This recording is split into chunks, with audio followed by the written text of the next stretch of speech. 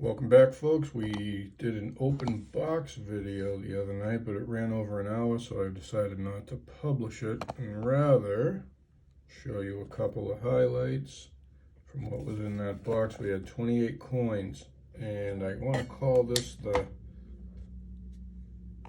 Cracking 67 quest.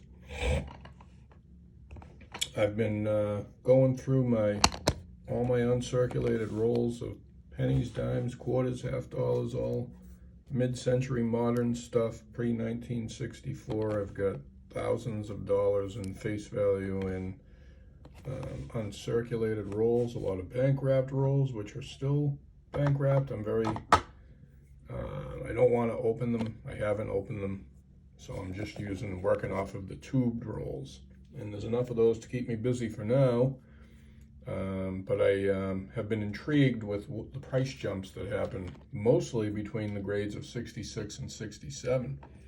If you check Coinfax and pull up any of the silver Washington quarters or Roosevelt dimes or even the Lincoln cents, even the memorial cents from 1959 to 1980s and beyond for that matter, I really only, I kind of stop at where the composition change from copper to zinc, but really, you can go from, a 64 might be worth $5 or $10, a 65 might be worth 18 or 20 bucks, a 66 might jump to 30 or 35, but oftentimes at that point you'll see the 67 goes up by 5 or 6 fold.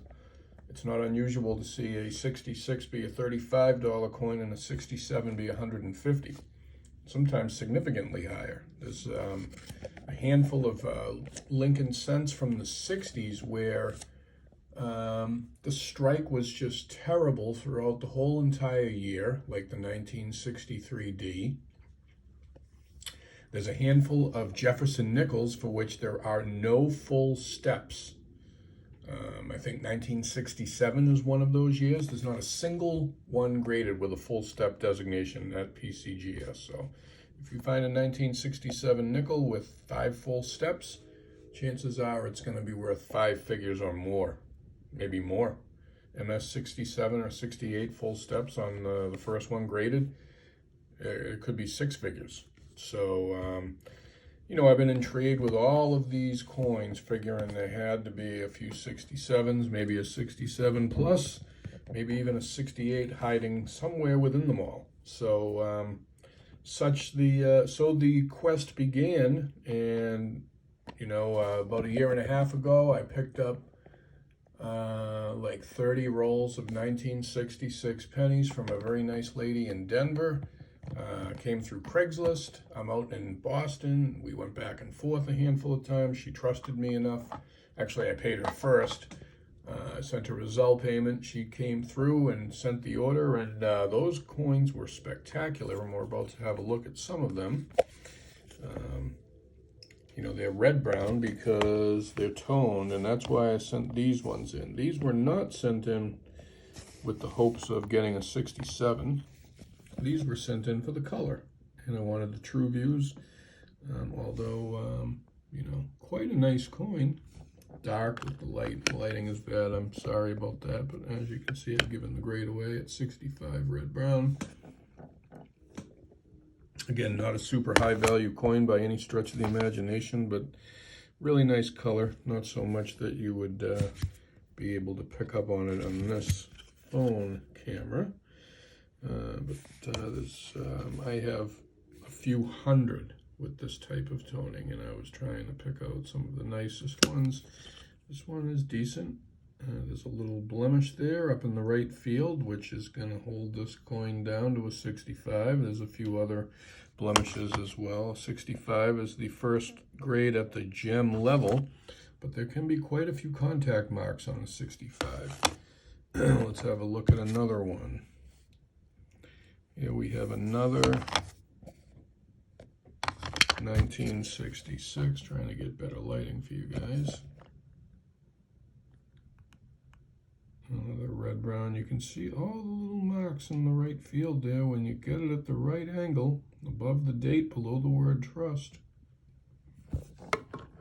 as I continue to try to find better lighting. All right, that's a little better. All right, so let's flip this one over.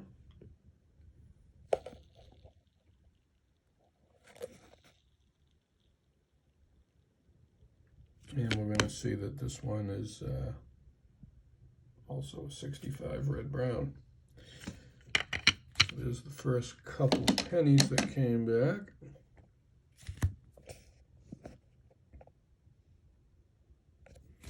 Another one with lovely color. Seems to be a bit cleaner.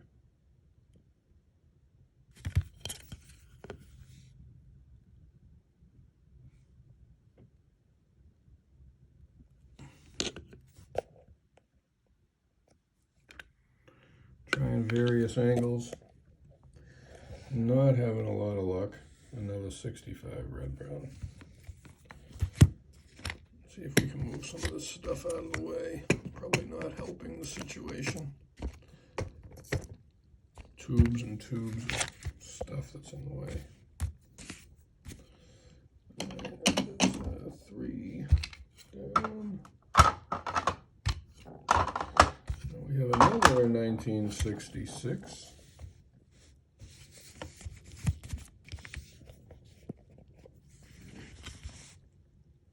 And this one's different than the others.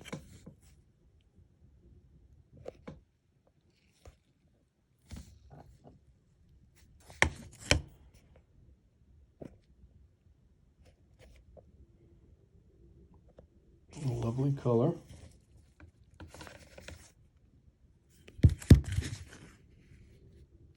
This was inside one of those tubes. And I tried to figure out, you got that blemish above the date, which is going to hold this grade down to 65, but this was an SMS, special mint set penny. So I found that intriguing that ended up in a roll. Who knows how it got there, but it did. And, it's got the squared off rims. It's a cross between a proof and a business strike. If you look at the rims, how they come up, look at Liberty, look at In God We Trust. It's almost deep. Right now you've got that picture in your head. It's a little bit shallower on the regular business strike. It's very hard. It's very subtle. Very hard to really pick up on it. So here's another 1966 red-brown with just astounding color. And this one doesn't seem to possess that major detraction that the other 3 did, or the other 4 did, right? There's really, this one, again, the color is so much nicer in hand. The camera's not doing a great job of picking it up. And you've got this halo effect toning on the reverse of most of them.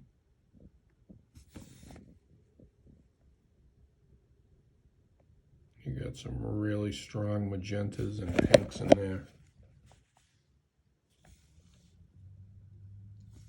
Just lovely. This one got a bump up, 66 red-brown. So as I said, the Cracking 67 is the new quest name. Now this was sent in because of the full red and, again, a low-value coin. I thought this had a legitimate shot at 67. I gotta laugh.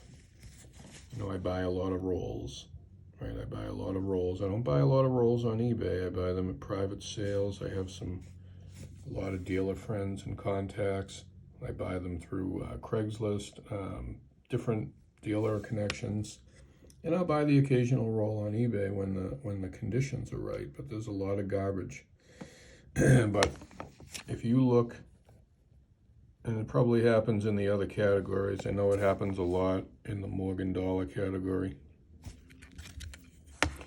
But the term du jour of the last couple of years is choice to gem BU. You see so many rolls or so many dollars, so many Morgan dollars or Franklin half dollars that are fresh from an original roll, right? And now sellers, you know, I would make a comment like, where's the roll? You know, or, you know, it's a 1902 Morgan dollar, fresh from original roll. Well, they didn't have original rolls of Morgan dollars. And they certainly didn't have them in 1902 since the Batdorf permit happened in the 20s. The Batdorf permit, patent rather, was the gentleman who created the rolling of coins, the device. And a Batdorf roll is a specific design. It comes to a V rather than just crimped ends. But anyways, I digress.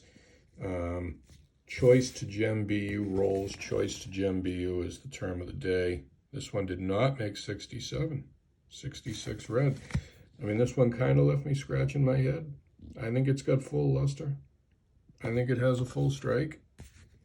I think it has almost no contact marks. I mean, you know, we're talking 67, not 70, not 69, not even 68. And the definition of 67 on PCGS is full luster, full unbroken luster, above average strike to full strike only. All right, which I think we have. A few non-distracting, widely scattered light contact marks may be hidden throughout the designs or in the open fields and primary focal areas. Must only be a few, 3 or 4. And then one major mark that's not distracting to the overall eye appeal. I've seen a lot of 67s that have that one cut below the memorial, that one cut at E pluribus unum. And you've got to look inside the lettering too. You know, when people fail, you know, bag marks can be hidden. You know, like on the letter T, there could be a bag mark. And there is, in fact, a tiny, tiny one. Copper spots will detract. There's some copper spots here. But really, this is, 8x magnification. We're really nitpicking here. This one, I really, I'm tempted to reconsider it, but it's just not worth it, right? This was really sent in as an experiment so that when I go to send more in, I have an idea of, this is the next one, and this one, those are in the design, those 3 marks on the vest. Those are not bag marks, that's part of the design. This was an experiment before I spent thousands of dollars sending in hundreds of coins. There's a bag mark under the R and U of trust, little cut there. That would be a minor. That would not be the major mark they're talking about. So there's one minor mark. There's a couple of very light, they're not even marks. They're just, breaks in the toning, breaks in the luster. This is the second 1974 D penny.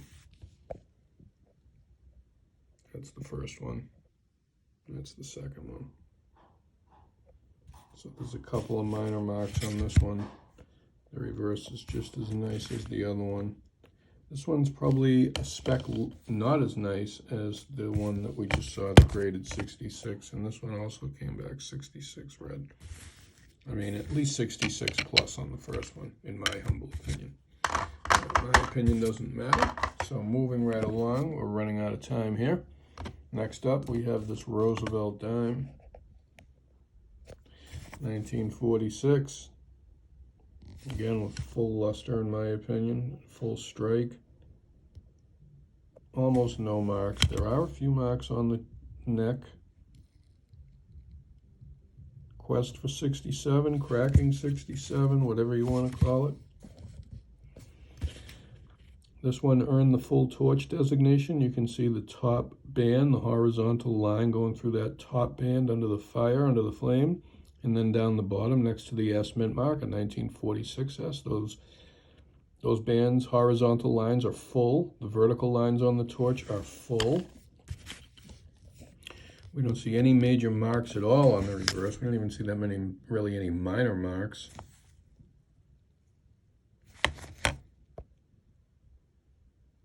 It's lovely.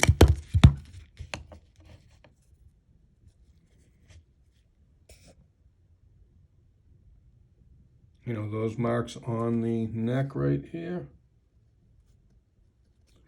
are what are going to hold this coin down to 66 with a full band, full torch. Let's try to speed things up here. We got this 46S quarter that came back 65. We have another 46S quarter that came back 66. 65. 66. I will say it's really hard to get high grades out of white coins, white quarters, especially with PCGS. Certain angles like that, it's a beautiful eBay angle to tell you it's a 68. They say, oh, choice to gem, super gem, best I've ever seen. And this is barely a gem. It's the lowest level gem, 65. Keep that in mind, folks. The 66 has some lovely reddish magenta, burnt sienna toning, earthy tones. It's got great luster, almost no marks whatsoever. And it's just absolutely lovely. 46S, a bit of a better date. Probably a $75 coin, probably a $35 coin in 65. We have another 47D quarter. Just lovely, right?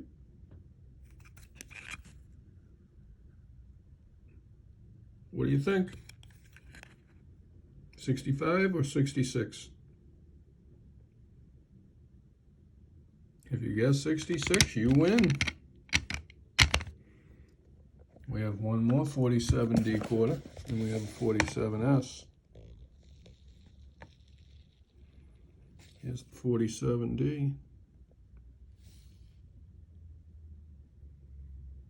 Could be its twin brother. Whoops. Could be its twin brother. So will it get the same grade? You bet. MS66. I mean, these were hand-picked out of rolls, folks. These were just not random selections. I went through hundreds of quarters to find them at this level. Here's a 47S that I thought was very similar. We don't really see any marks. There's a mark on the cheek below the eye. Pretty significant mark. And another very small one just on the chin at the jawbone. The fields are impeccable. Just a hint of toning. Stellar reverse. I thought this was a 66 all day long, but just when you think you're starting to get the hang of it, they remind you that you don't know anything. MS65, a bit disappointing, no doubt about it. I sent in all my Type B reverse quarters, and I really thought there'd be, I didn't send them all, and I have a roll of 40 of them. I sent in my top 5. 1, 2, the FS901, Fever Stanton 901 Type B reverse, which I'll show you briefly. 3, 4, 5, all MS65. You know, I won't zoom in too much on these ones, other than to show you the reverse. You know, again, it's just 1 or 2 heavy contact marks that can't be there. The FS901 in 65 is valued at about 55, 60 bucks. At 67, I'm sorry, 66, it's a $300 coin. In 67, it's close to $2 grand, with only a handful graded by PCGS at that level.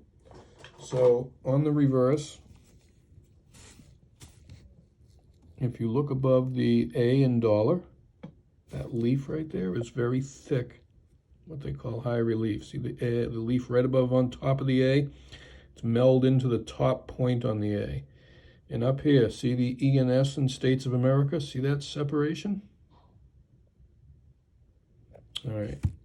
Now that you've got a good eye on what that looks like, and this is only 1956 to 1964, but look above the letter A on a regular Type A reverse quarter. right above that A. See how thin that? You can barely see the leaf. And look at the E and S in states of America. The bottoms of the serifs above the UR and pluribus, they touch. Again, the type B reverse, look at that leaf above the egg, how thick it is. The whole vine is very thick, high relief, versus the vine here is thinner, low relief, business strike. And the E and the S separation, look at all the space. You could drive a Mack truck through there. E and S, right there at the bottom. And then the E and S on a type A, much closer. Actually touching, this is a 1947. I don't have a 1950s handy, but the reverse is close enough. So that's it for the quarters. That's it for the dimes. We have a couple of Franklins that were thrown in. This one I threw in thinking it had a shot at a 65 full bell, and of course we got 64 full bell. 1950, a little bit of a better date.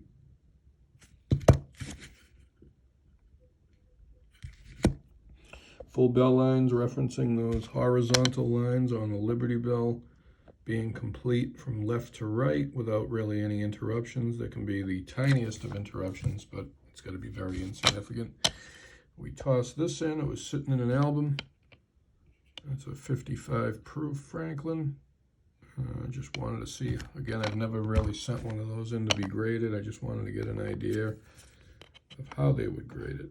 Nice mirrors, definitely no cameo, I agree. Not a lot of marks, but I guess getting a high grade on these is not the easiest either. 65 is a very average grade on a proof mid-century, and then we had a couple of Morgan dollars. We had this 84-0, which when I first sent it, I thought it might have a shot at a PL. You know, now that I got it back, I don't know quite what I was thinking. I mean, it's definitely got proof-like quality, but it doesn't have enough mirror to earn the designation, although I really thought it was a 64. I don't see any distractions, really, that, you know, I've got a ton of 64s, and I think they were rather harsh on this one, especially for a common date. But it is what it is. It's not a huge difference in value from 63 to 64. This one was thrown in just to complete the order. Nothing special here. 62 dull luster. I actually thought it was an AU 58, but they gave it a 62. And then this was picked up at a flea market. This 1878 Morgan. 1878 Morgan was picked up at a flea market at the end of the summer. It's got luster.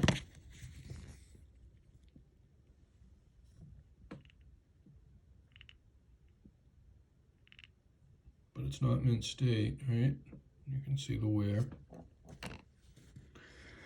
High point wear on the hairline. Above the ear, it's flatter, right? But it still has some cartwheel effect, and it's got almost all of the meat to it. 1878 has a lot of different varieties, right? And the reason I picked this one up, which I think I paid $40, is because if you look at it, you can tell just by the design right away on those eagle's tail that there are not 7 tail feathers there. There are 8, if you count them left to right, which this is not a good pointer, but 1, 2, 3, 4, 5, 6, 7, 8. And the 8 tail feather is definitely much scarcer than the 7. Even in an AU grade, it's $150 to $200 coin. So getting it certified, getting a straight grade would definitely make this a more liquid coin. And what are you thinking, folks? I graded exactly what I expected it. I actually thought it might be a 53 with a shot at 55. There was, look at the mark on the chin, other marks on the cheek. There's a couple hairlines. See the hairlines as I tilt it right there to the left. I was concerned it might come back cleaned, but we got a 55 out of it. So that was a bit generous. I still think it's a 53. But again, I'm no expert. So here we are 25 minutes into the video, and that's pretty much the submission, there was a few that came back in cleaned holders. One came back tooled. One came back residue, which was interesting. Not PVC residue, which would have been in the body bag, but regular residue. So we had 3 problem coins, 25 numerical. So our ratio is still very good on problem coins to straight graded coins. So leave your comments, thoughts, and we'll see you in the next video.